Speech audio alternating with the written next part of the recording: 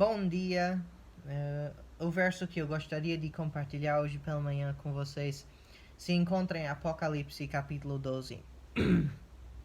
Eu estou lendo Apocalipse esses dias como parte do meu seminário e eu gostei desses versos quando eu li.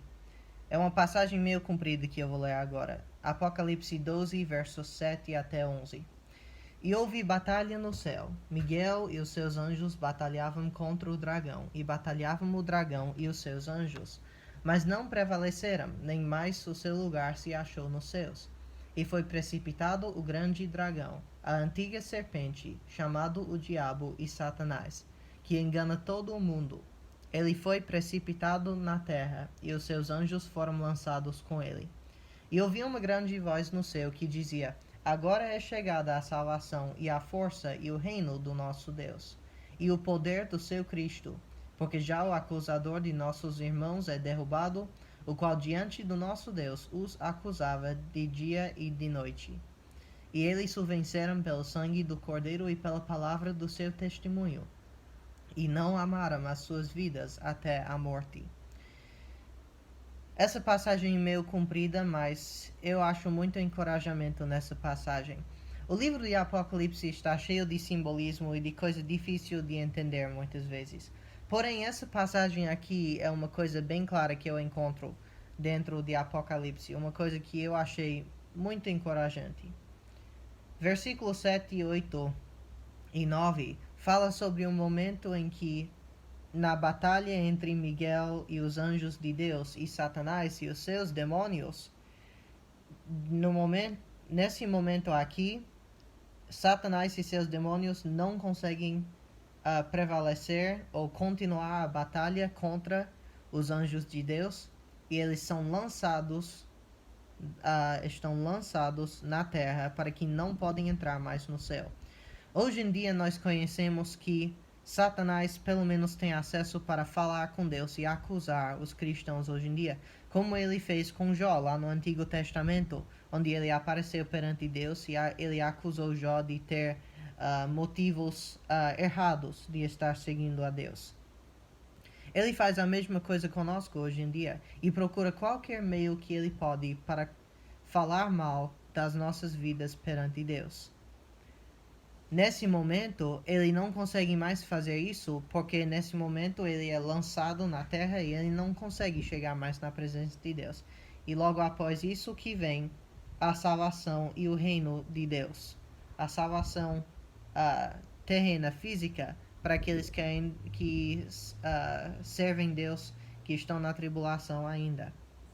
Nós que estaremos no céu nesse momento, não teremos necessidade de salvação, porque já estamos salvos, já estamos protegidos lá no céu. E verso 11 eu acho muito interessante, porque o verso 11 nos dá a chave com a qual a gente pode, a nossa arma secreta com a qual a gente pode derrotar qualquer coisa que Satanás pode lançar no nosso caminho. Sim, Satanás é forte. Sim, os seus demônios são fortes. A gente conhece que anjos são seres muito mais poderosos do que homens. Muito mais rápido, muito mais forte. Até tem poderes que a gente não consegue entender hoje em dia. Poderes sobre a natureza, alguns têm. Claro que são poderes que Deus deu. Deus retém todo o poder, de fato. Porém, dá para os anjos, às vezes, poder sobre a natureza.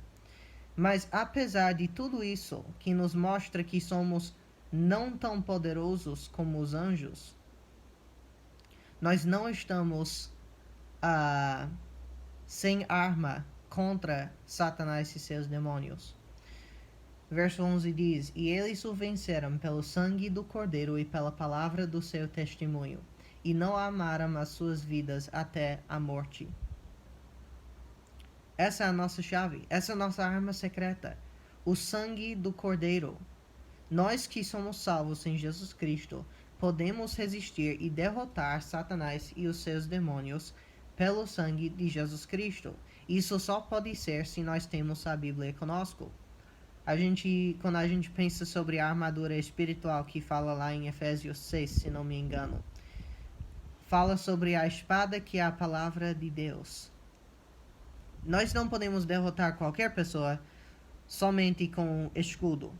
É bem difícil derrotar alguém com escudo. Precisa da espada para realmente derrotar o inimigo. Então,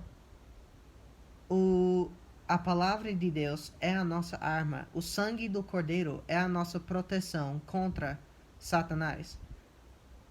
Se nós mantemos a Bíblia, a palavra de Deus, em nossas mentes, em nossos corações e em nossas mãos também, com cópias da Bíblia, nós podemos resistir ao diabo, a Satanás, cada vez que ele tenta nos atrapalhar, cada vez que ele tenta fazer alguma coisa contra a gente pode resistir e derrotar ele. E eles venceram pelo sangue do Cordeiro. Agora, não adianta muito você tentar vencer Satanás se você não é salvo. Porque se você não é salvo, você não tem o sangue do Cordeiro. A primeira coisa que precisa fazer é reconhecer que é pecador. Reconhecer que Jesus Cristo já pagou o preço que você deve pagar, que é a morte. Cada pecador merece a morte e a vida eterna no lago de fogo.